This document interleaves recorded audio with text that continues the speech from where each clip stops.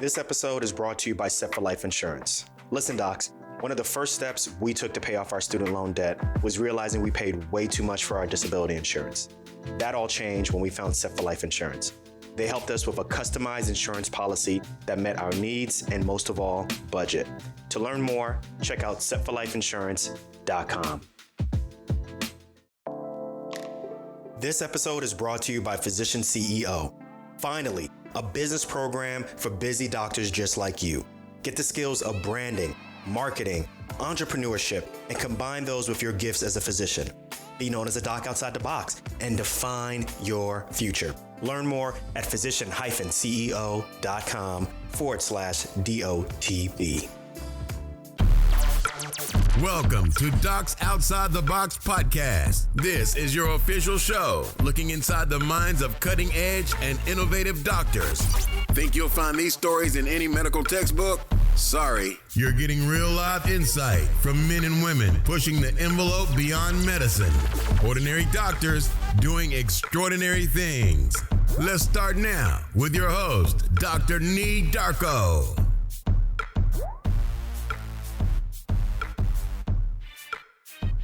What's good, everyone? This is Dr. Nee here. Yo, thank you very much for tuning in for another episode of Docs Outside the Box. I also want to thank you for continuing to share these episodes with other people. I always appreciate the feedback that I get.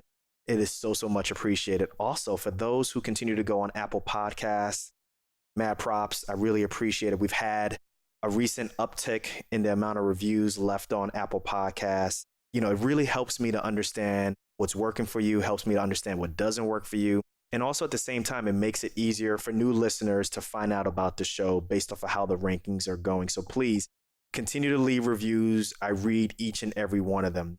So for those who are listening to the show, I know that just hearing the stories of docs living outside the box, that might not be enough to get you all to consider doing something drastic in your life, in your career.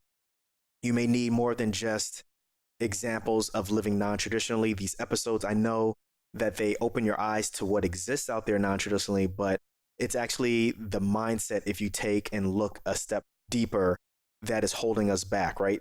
Where the work is done is with the mindset. And I'm talking about that fixed mindset. After this episode, I want you to look up Fixed versus Growth Mindset by Carol Dweck, and so that you can get a deeper understanding of this topic. And in a future episode, I'll be talking about this, but it's that mindset that manifests as negative thoughts that hold you back, right? It's the, I can't do it. It's the, who's going to take me seriously? If you know what I'm talking about, if this resonates with you, raise your hand, say preach, say this guy gets me. It's also, who am I to be a leader in X, Y, and Z space? And these thoughts, I'm not going to lie, are really difficult to break. I suffer from them sometimes. And simply telling someone, look, why don't you go ahead and just be a doc outside the box? That ain't going to work. So I want to start incorporating into my regular schedule, into future episodes, guests, topics, books, resources that focus on the topic of mindset as well as habit building. And that's going to start with my next guest. My next guest is Dr. Nate Klemp, and he is a philosopher, an entrepreneur, as well as a co-author of the New York Times best-selling book called Start Here, Master the Lifelong Habit of Wellbeing. And I'm really excited to have him on the show, as well as, look, we are having a best-selling, New York Times best-selling book author on this show, and I'm excited about it. And this book is about learning that the same way we train our body for fitness is the same way you can train your brain for wellness as well as well-being. And to all the docs who are suffering with physician burnout right now, I want y'all to listen carefully.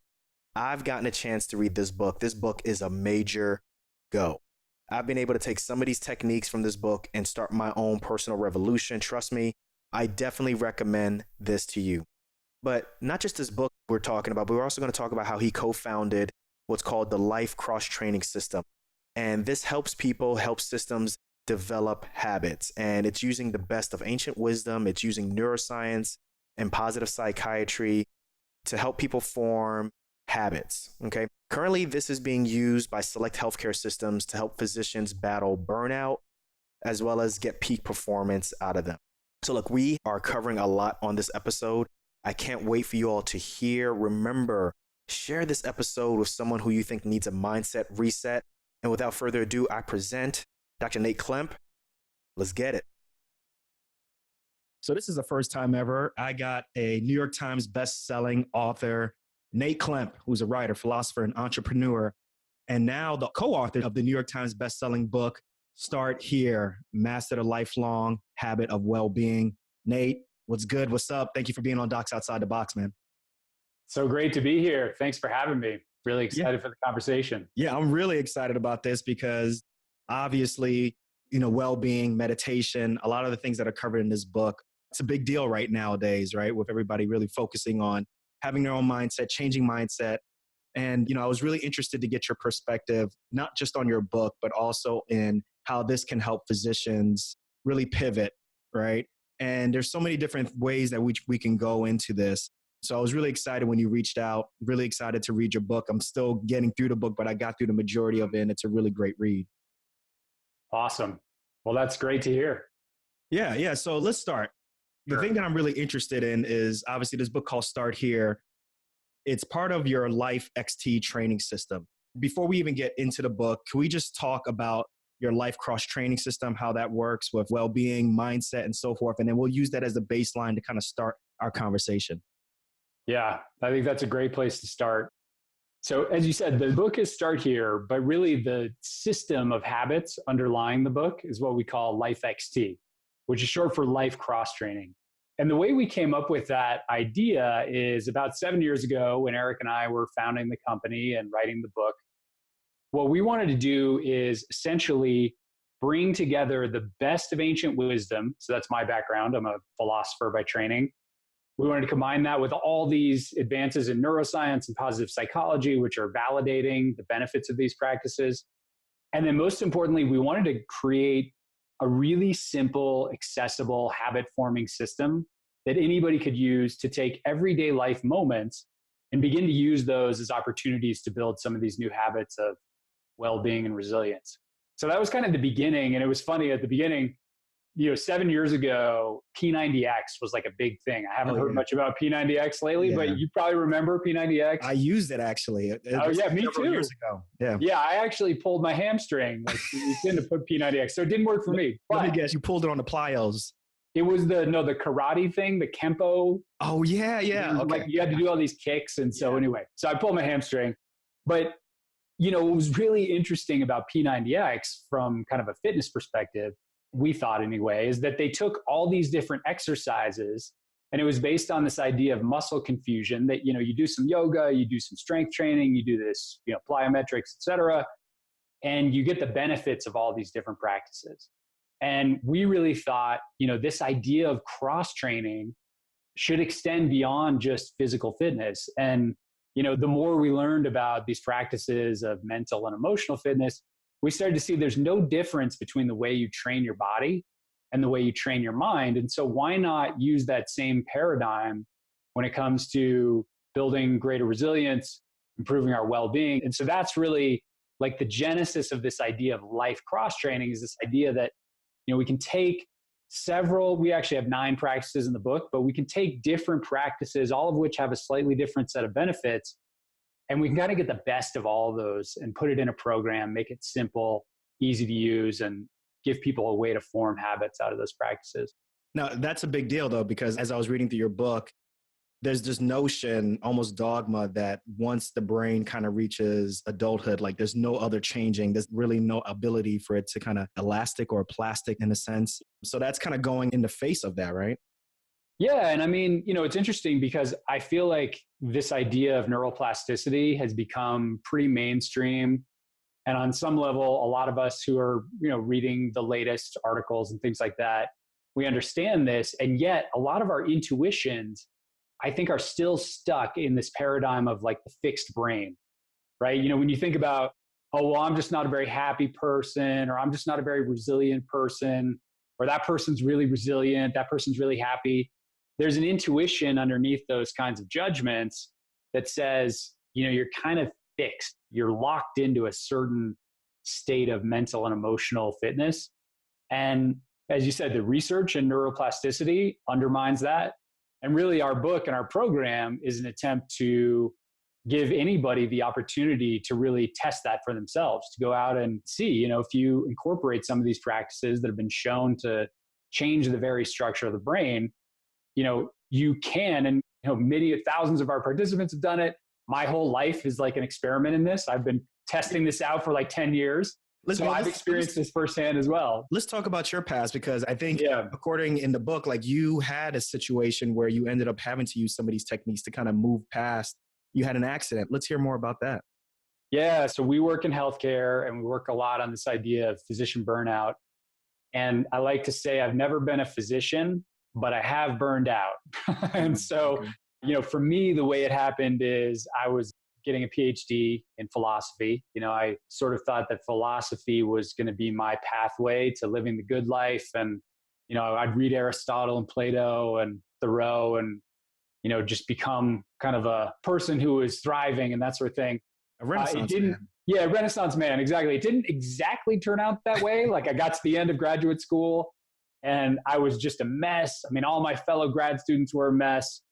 I had a bike accident. It was the least resilient and happy I think I've ever been in my life. And so that was a big turning point for me on a couple levels. First, I started to rethink the nature of philosophy because I'd been trained in this like highly academic tradition where philosophy is equated to writing papers that only other professors and philosophy grad students read. Mm-hmm. So it made me question that. That's what I was thinking. Exactly. Right. But then it also made me think, okay, I know how to develop a system. I used to be a jazz piano player, and one of my great teachers, this guy named Andrés Salén in Cuba, he used to always say, what's your system? You got to build a system. I use the same thing in philosophy. So then I started thinking, okay, what I really need to do is figure out a way to retrain my mind and my body in this situation. And that led me to this kind of decade-long exploration of yoga and meditation and all sorts of different, what I would call inner technologies of the mind, and really using that as a way to figure out both my own system for training the skill of resilience, but then also something that could be generalizable that anybody could use. And I guess you could say that's what we've been up to. That's kind of the project we've been on for quite a while now. Now, I'm really interested during this time of self-reflection, building systems and understanding, maybe you weren't at that moment very resilient.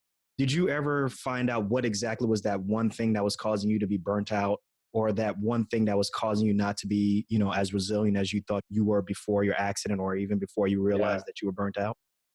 Well, that's a great question. Certainly there was a lot of stress. The job market for political philosophy grad students is not exactly thriving. So that was part of it. But I actually think for me, it was really, I had this bike accident. I landed on my head and I injured my jaw in a significant way, which created all sorts of weird symptoms, ringing in my ears, dizziness. And, dealing with those kinds of physical, like really intense physical discomforts, I think was probably the main driver. So being able to overcome some of that through training my body and, mind with yoga and things like that was really helpful.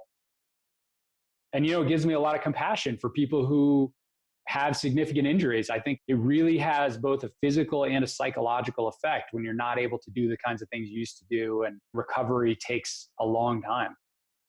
Well, not to force you to kind of spill the guts of your book, because we want people to go out there and get Sure. it. But can you give those who are listening, those who are not familiar with the book, give us like a brief overview? Like, what's this book about? What should they expect from it? I know we talked initially about the Life XT system, but what things should they expect in this book? Yeah, well, basically what we did in Start Here is we wanted to bring together what we thought were the key practices that were both running throughout these ancient wisdom traditions, but also validated by science. So, in other words, we know that, for the skeptical reader, it's not enough to just say like, oh, you're going to feel great after this practice. You have to have some real data. And a lot of books do that. They kind of feel good afterwards. Well, especially in like this mindfulness, meditation, wellness space. We had experienced a lot of this kind of woo-woo. Yeah, I live in Boulder, right? There's a lot of this, I would call it almost like a hippie woo-woo paradigm of wellness, which I actually love and I enjoy, but it's not good when you're going into businesses or healthcare systems. What we determined was there were really 9 practices that we saw as being both deeply rooted in these traditions, but also validated by a lot of evidence and really accessible, I guess you could say. And in the book, we kind of divide these up into a few primary stages. So there's what we call the train stage, which consists of meditation, inquiry, and movement. These are what we see as kind of like the foundational practices, that could be practiced daily, ideally. And then we have 2 other stages, which we call being and doing. And there's kind of a balancing act between these 2 that we're all doing all the time. But these are sets of practices that, you might not have to do every day, but can be really powerful in the course of your everyday life. The thing that I found really interesting is that you've used this system to help healthcare systems on a larger scale. I think there's a case study that you worked with, I think a system called Mission Health.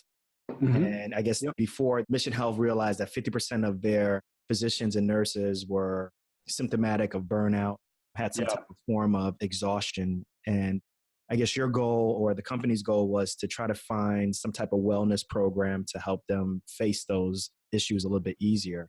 And exactly. Looking at the results right now, you're able to get 98% program satisfaction, 19% increase in workplace performance, 22% increase in focus. And this is great. I'm really interested because my audience that's listening right now, many of them are individual doctors who are changing careers, who are, they spent over a decade having one set of mindfulness, of just being single-minded, of purpose, wanting to be a physician. They've gotten the credentials, they've gotten degrees, and maybe, the expectations don't necessarily meet reality. I wanted to know, do you work with individual physicians and physicians who are normally with this type of mindset? How do you help them kind of change their direction as opposed to helping an entire health system? Yeah, that's a great question. Yeah, as you mentioned, we've worked with a number of fairly large healthcare systems where we've worked with nurses and doctors inside those systems. We do work with individual doctors and nurses who are interested in the program. And I think that there's a couple things I would say about that shift in mindset. So one thing I've heard from a lot of the physicians we've worked with is that there's this kind of old school mentality in medicine, and you could probably attest to this, that you got to just kind of grind it out. There's just not time to take 10 minutes to meditate, right? What a waste of time. If you feel bad or you're totally stressed out or you're overwhelmed, just grind it out, right? Keep going, keep pushing. And I think there's a lot of virtue to that mindset. I'm not saying that's a bad way of thinking, but there's also a danger to that mindset, which is our body and our mind have certain limits. There's an edge to how far we can push it.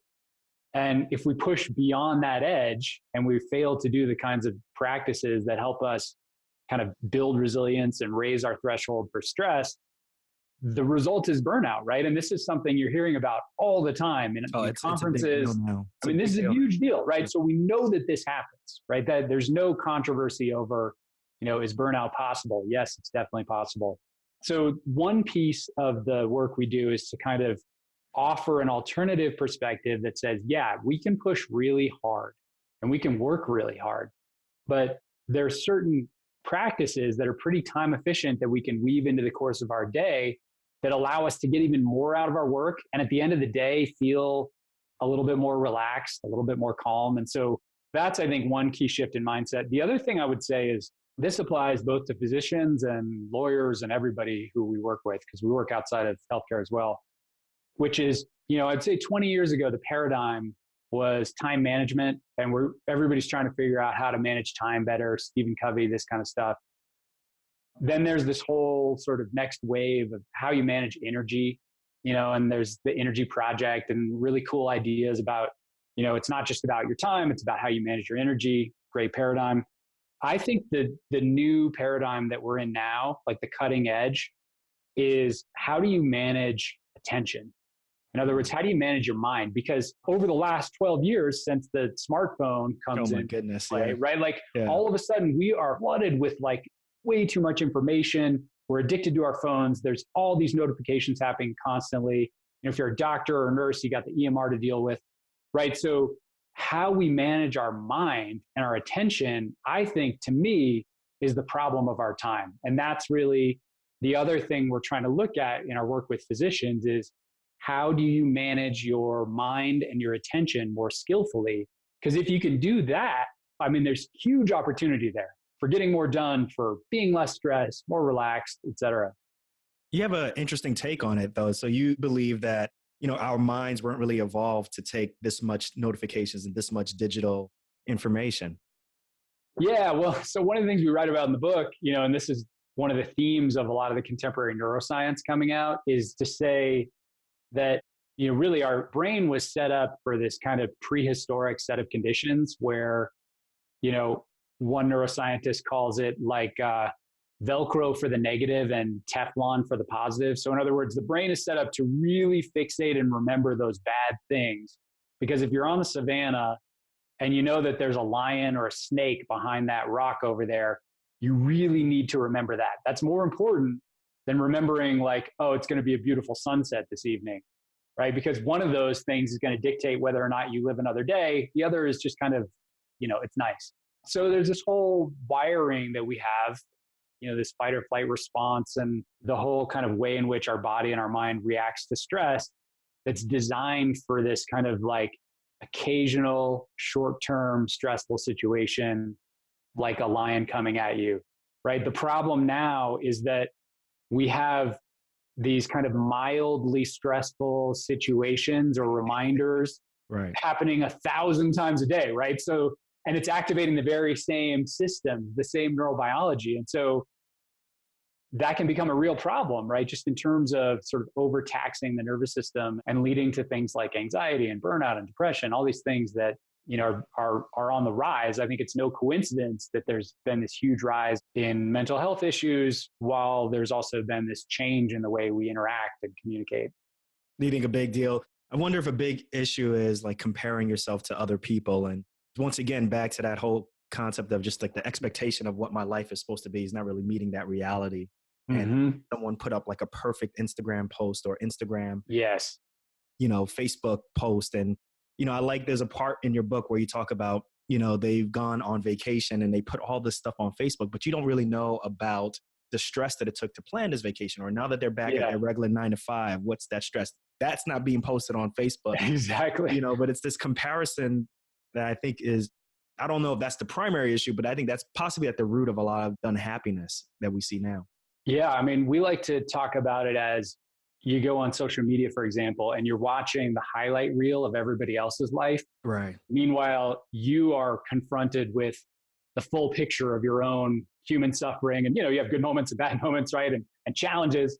But as you say, nobody else is posting about what's really happening. And in the book, we call that the open secret. It's this idea that if you talk to anybody, I talk to a lot of people, if you really scratch under the surface with anybody, no matter how successful, you start to hear that like all beings, this is a person who suffers. Like all beings, this is a person who has doubts, right? And so we're all confronted with the sort of human reality of fear and insecurity and doubt.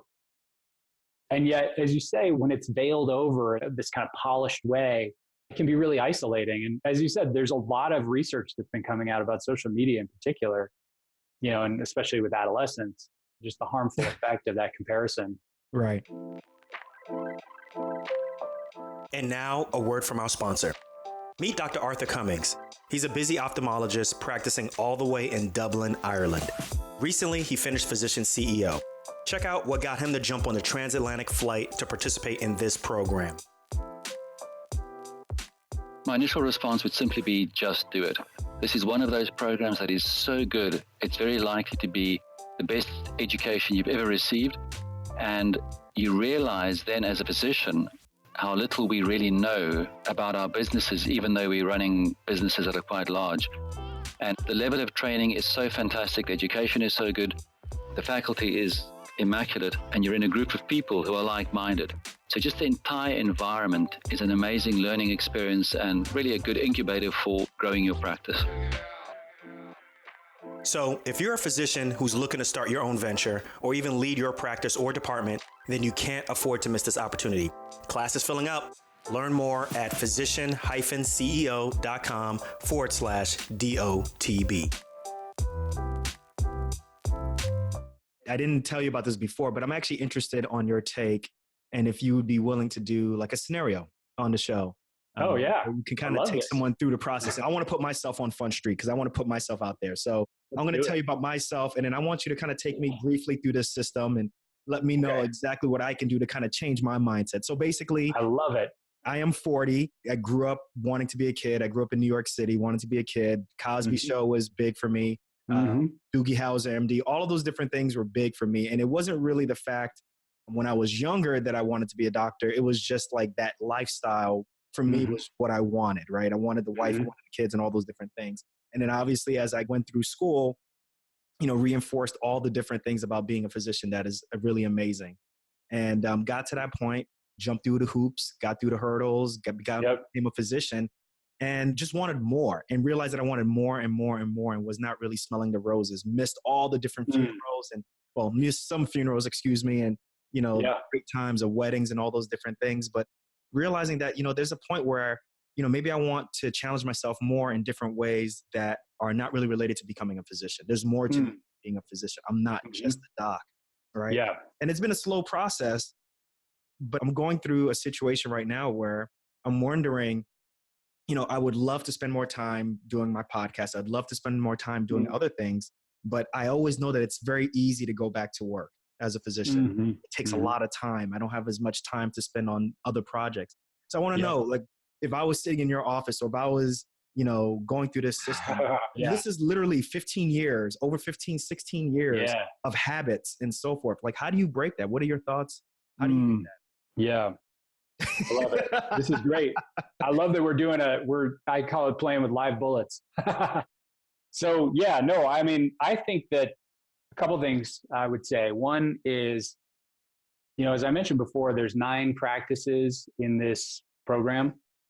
And one of the reasons I like having a variety of different practices is that different people are in different kinds of life situations. So there are certain practices that are going to be the perfect ones for them in a particular situation, whereas for somebody else, you know, maybe there's some other practice that's better. So the way I'd like to look at your situation is to think about, given what you're talking about, given the issues you're thinking about, what would be like the 2 or 3 or maybe 1 to 2 practices that would be the biggest game changers for you, right, out of our system? So I'll just shoot off the cuff, but I'd be curious before I do. For me, I think the system that I really would like to understand and really, I always have an issue with this, is just being mindful and meditating, right? Yeah. That's a big issue. And then the 2 most important things are gratitude and compassion.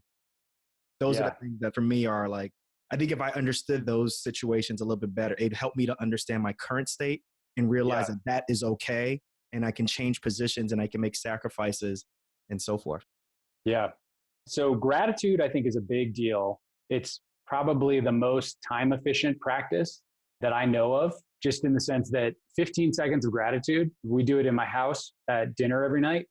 You know, I have my 7-year-old daughter do it. I do it. My wife does it. It's like 15 seconds. I say one thing and it totally changes my mood. And the research bears that out, by the way. I love the idea of meditation.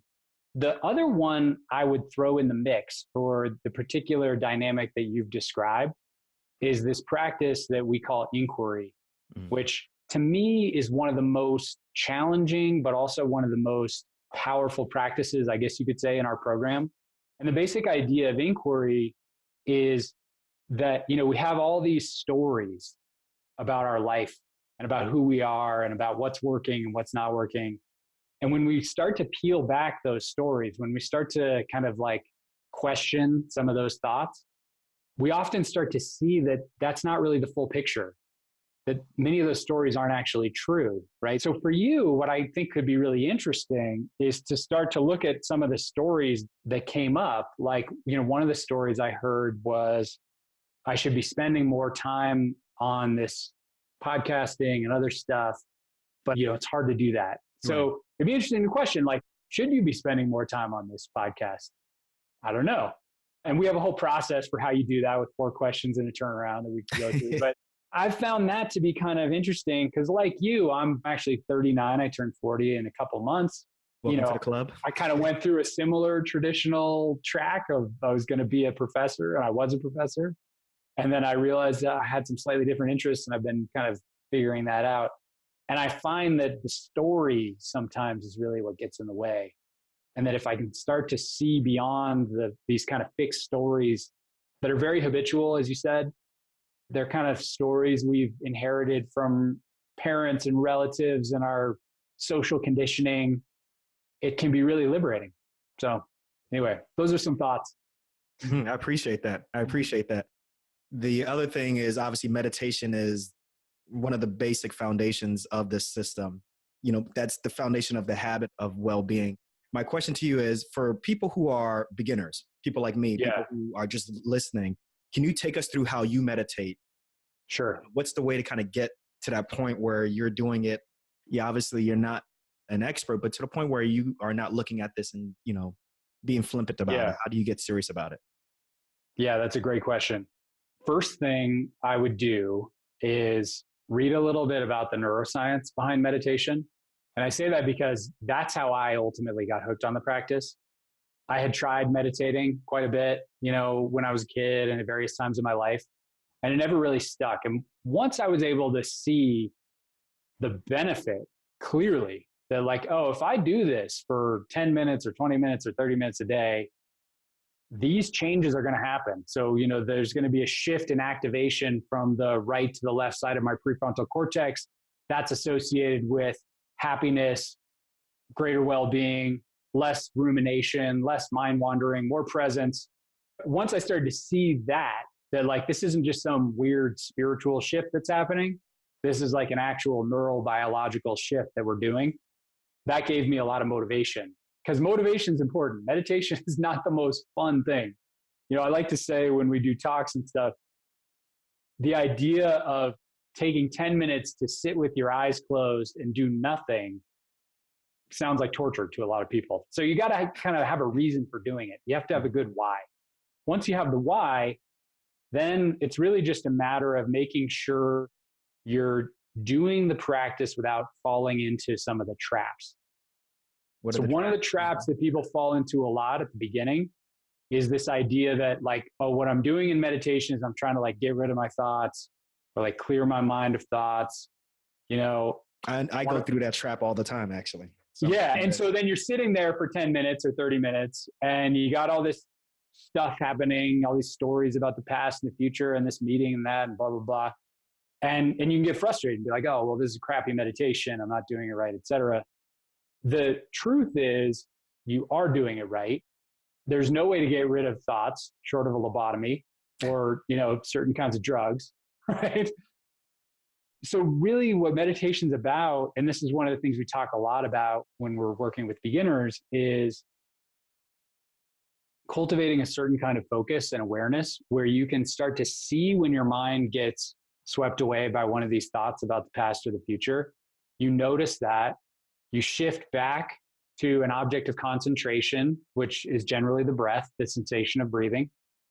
And then we call it notice, shift, rewire in the Life XT program, which is the idea of rewiring, seeing if you can just savor that experience of being present with the breath. And then, 30 seconds later, another thought comes in, you get lost again, but you catch yourself. And Sharon Salzberg, one of the main teachers who brought meditation practice to the West, she calls that the magic moment of meditation. The moment when you are able to catch yourself and see that your mind is off, wandering around, and bring it back. You're developing awareness. And what you're developing there even more over time is what psychologists call meta-awareness, which is this ability to begin to see thoughts, emotions, sensations from this kind of like perspective of witness, which sounds like a trivial thing, but it's actually like, that's the whole game. Mm-hmm. If you can see fear and you can see doubt and you can see insecurity as just like fear arising, instead of being locked inside of it and like, oh my God, like taken for a ride by the fear. It's like being above it or seeing it as opposed to being in the feeling. Exactly. That's a totally different experience and it's liberating, completely liberating. And that's kind of the the goal over time of the practice is to begin to cultivate that ability. You're also building focus.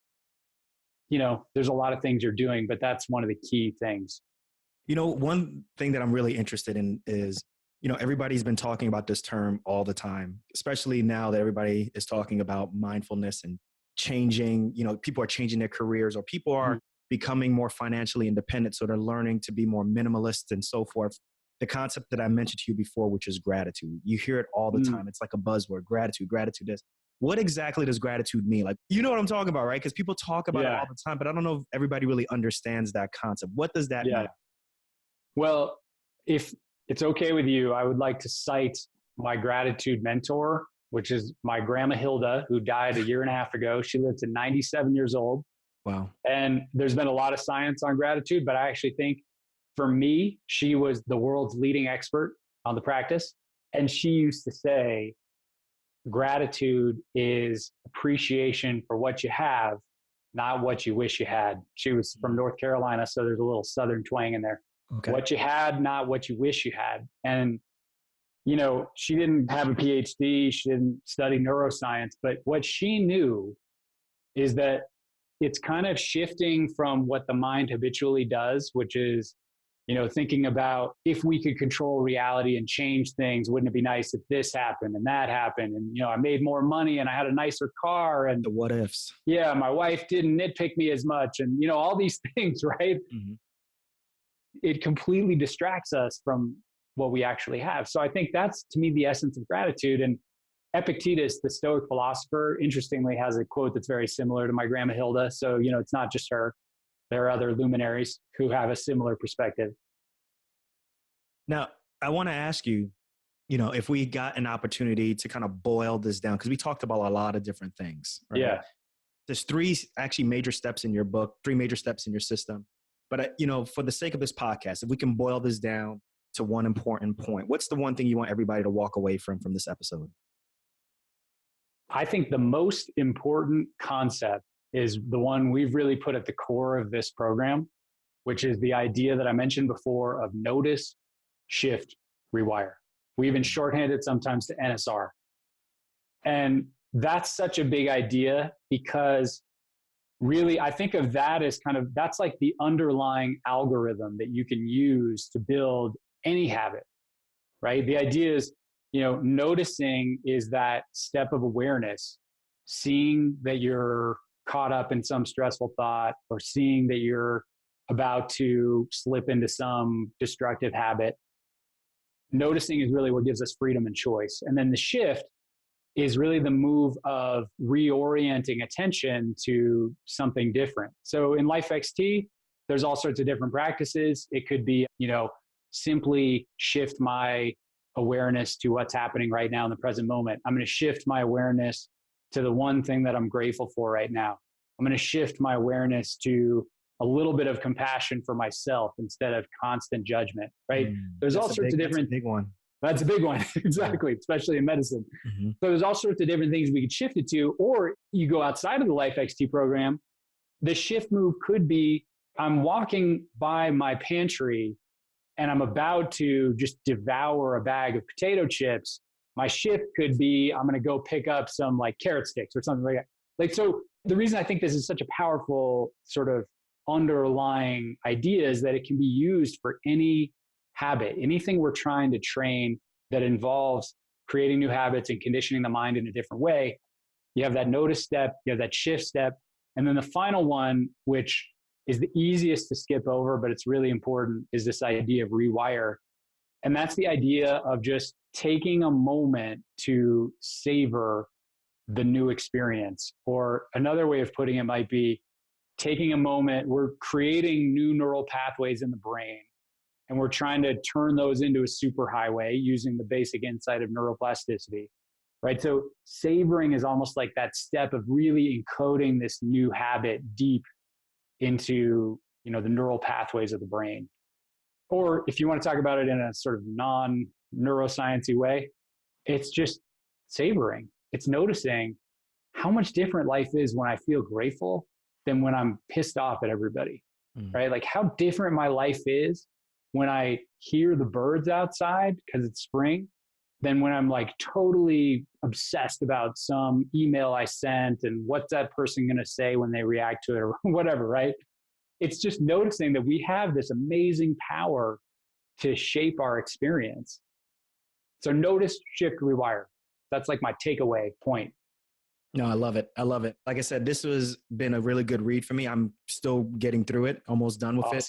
I think it's a really easy read. I really like the appendix portion where you can go and just kind of practice these different techniques and skills, obviously. So look, I want to give you, Nate Klemp, an opportunity to tell people about the book, where they can find the book and where they can get in contact with you and learn more about you, your program, and so forth. Yeah, that's a great question. So the book is called Start Here, Master the Lifelong Habit of Wellbeing. It's available everywhere, right? You can get it at Amazon, and I think it's still even, if you go to Barnes & Noble, if people go to bookstores anymore. You can use your Kindle for that. Yeah, exactly. I don't know if people still do that. So that's the book.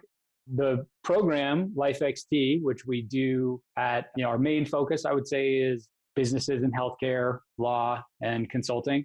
We also do some work with individuals. The way to find information about that is life-xt.com or lifecrosstraining.com. We have our website at those locations. And then also I do some weekly posts and, put out various ideas on LinkedIn. So if you're interested in following me on LinkedIn, Nate Klemp or Life XT, we have a LinkedIn page as well. That's where we are on social. Yeah, I'll definitely put it in the show notes. And Nate Klemp, thank you so much for coming on Docs Outside the Box. Writer, philosopher, entrepreneur, as well as best-selling author, New York Times best-selling author, Nate Klemp. Thank you so much for being on Docs Outside the Box. Well, this has been a blast. I've just thoroughly enjoyed this. Thanks for having me.